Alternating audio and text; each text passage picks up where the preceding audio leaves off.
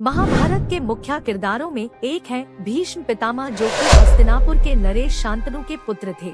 भीष्म पितामह की माता का नाम गंगा था और इसी वजह से भीष्म को गंगा पुत्र कहा जाता है। गंगा पुत्र भीष्म से जुड़ी कई रोचक कथाएं प्रचलित है।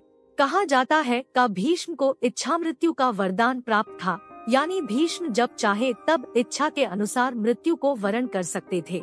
लेकिन क्या आप जानते हैं कि भीष्म पितामह को इच्छा मृत्यु का वरदान किसने दिया?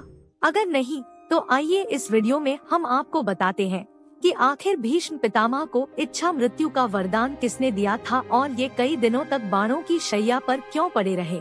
वीडियो देख रहे सभी भक्तों को सादर नमस्कार। आगे बढ़ने से पहले कमेंट में जय श्री कृष्णा लिखकर ईश्वर का आभार जरूर प्रकट करें।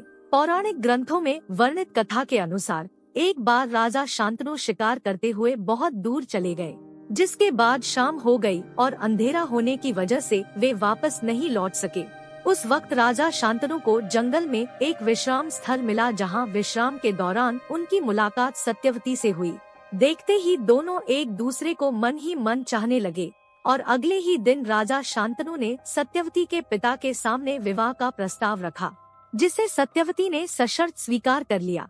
विवाह के लिए सत्यवती की शर्त ये थी कि हस्तिनापुर का राजा उनका ही पुत्र होगा। कहते हैं कि इस इच्छा की पूर्ति के लिए भीष्म पितामह ने आजीवन विवाह न करने की कठोर प्रतिज्ञा ली। इसी त्याग के कारण ही उनके पिता ने उन्हें इच्छा मृत्यु का वरदान दिया था। भीष्म पितामह 58 दिनों तक बाणों की शैया पर क्यों पड़े रहे, यह जानने से पहले कृपा आप वीडियो लाइक कर दें। महाभारत युद्ध के 10वें दिन तक भीष्म पितामह भीषण युद्ध करते रहे और स्वयं उनके द्वारा अपनी मृत्यु का उपाय बताने के बाद अर्जुन ने उसी दिन उन पर बाणों की वर्षा कर दी, जिसके कारण वे घायल होकर बाणों की शैया पर लेट गए।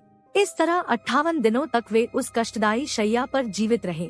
इच्छा मृत्यु का वरदान रहते हुए भी वे इतने दिनों तक ये कष्ट इसलिए भोगते रहे क्योंकि वे जानते थे कि सूर्य उत्तरायण के दिन मृत्यु को प्राप्त होने से व्यक्ति को मोक्ष की प्राप्ति होती है। इसलिए उन्होंने अपनी इच्छा से सूर्य उत्तरायण के दिन प्राण त्याग दिए। जय श्री कृष्णा। हिंदू धर्म के ग्रंथों की रोचक जानकारियों के लिए चैनल को सब्सक्राइब कर बेल आइकॉन पर जरूर प्रेस करें।